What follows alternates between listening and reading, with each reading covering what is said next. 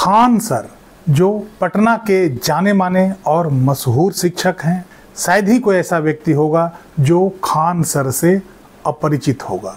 Khan sir Patna में बेहद मामूली फीस पर बच्चों के लिए कोचिंग सेंटर चलाते हैं और इससे ज़्यादा अपने पढ़ाने के अजूबा अंदाज के लिए जाने जाते हैं। शिक्षा क्षेत्र में क्रांति लाने के बाद अब वो चिकित्सा क्षेत्र में भी क्रांति लाने को आतुर हैं। इसी उद्देश्य से बिहार में वो एक अत्याधुनिक अस्पताल बनवा रहे हैं, जहां सरकारी अस्पतालों से भी कम कीमत पर लोग अपना इलाज करवा सकते हैं। लेकिन इस निर्माणाधीन अस्पताल में अचानक तोड़फोड़ क्यों शुरू हो गई? क्यों खान सर द्वारा लगाए गए महंगे महंगे टाइल्स को उखाड़ कर फेंक दिया गया? वो टाइल्स जो खान सर अपने खुद की पसंद से लगवाया था, जो काफ़ी महंगे भी थे, और उसे अचानक से उखाड़ना पड़ा। आज के इस अंक में इसी विषय पर हम चर्चा करने जा रहे हैं। नमस्कार, इस अंक में आप सभी का बहुत बहुत स्वागत है।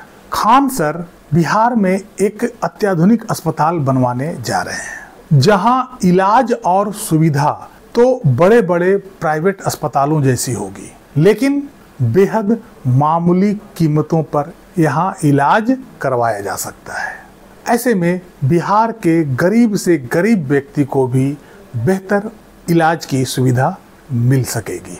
यह अस्पताल OT, MRI, CT scan, dialysis, blood bank आदि बड़े बड़े चिकित्सा उपकरणों से लैस होगा और गरीब से गरीब व्यक्ति को भी बेहद मामूली कीमत पर ये सारी सुविधाएं उपलब्ध होगी। इस अस्पताल में कैंसर जैसे घातक रोगों का इलाज भी करने की व्यवस्था की गई है।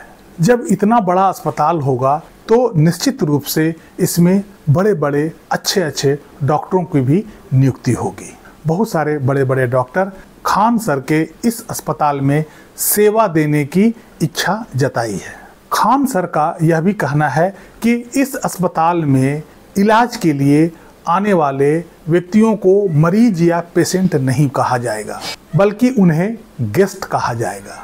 उनका कहना है कि मरीज या पेशेंट एक तो पहले से बीमार होते हैं और उन्हें मरीज या पेशेंट कहने से उनका आत्मविश्वास कम हो जाता है।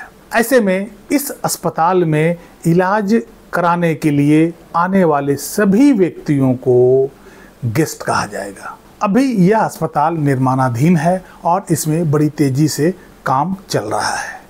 इसी दौरान अचानक एक वाकया हुआ जो खान सर को भी चौंका दिया। खान सर ने हॉस्पिटल में फ्लोरिंग के लिए महंगे महंगे और खूबसूरत टाइल्स मंगवाए थे और वही टाइल्स को ओटी रूम में भी लगा दिया गया था। लेकिन जब निरीक्षण करने के लिए टीम अस्पताल का विजिट किया, तब उसने ओटी रूम से इस महंगे और खूबसूरत टाइल्स को निकलवाने का निर्देश दे दिया।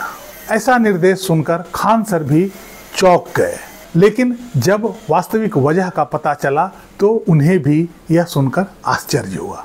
आमतौर पर जब टाइल्स लगाया जाता है तो दो टाइल्स के बीच में एक हेयर लाइन गैप होता है और इस गैप में बैक्टीरिया, वायरस, फंगस पनपने की पूरी आशंका होती है, जो किसी भी पेशेंट के लिए नुकसानदायक है और उनके लिए जानलेवा भी हो सकता है। ऐसे में उस ओटी रूम का सारा टाइल्स को निकलवा दिया गया और निरीक्षण टीम के निर्देशानुसार उस ओटी रूम में ओटी मैट बिछाया गया, जिसमें कि बीच में कोई दरार या जगह नहीं होती है जहां इस तरह के बैक्टीरिया, वायरस और फंगस पनपने की जगह मिले।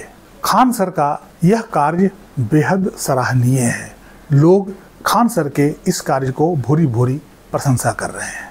बिहार में जितनी जनसंख्या है और वहाँ गरीबी जिस स्तर की है, ऐसे अस्पतालों की सख्त ज़रूरत है।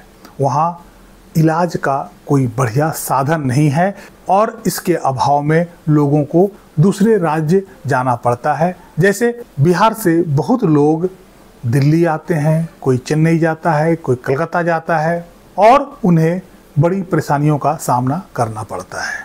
सीधे तौर पर यदि हम यह देखते हैं तो खान सर का यह कार्य बहुत ही सराहनीय है। बिहार का एक भी सरकारी अस्पताल ऐसा नहीं है जहां आपको प्रॉपर इलाज मिल सके। बिहार में चिकित्सा की हालत बेहद गंभीर है। बिहार के डिस्ट्रिक्ट में किसी भी सदर अस्पताल का दौरा कर सकते हैं जहां आधारभूत साधन भी उपलब्ध नहीं है। गांव और ब्लॉक के अस्पताल की हालत तो आप समझ ही सकते हैं। जब सदर अस्पताल में बेसिक सुविधाओं की कमी है तो गांव और ब्लॉक स्तर पे जो अस्पताल हैं वहाँ की हालत कैसी होगी। बिहार सरकार के मुंह पर एक तमाचा भी है।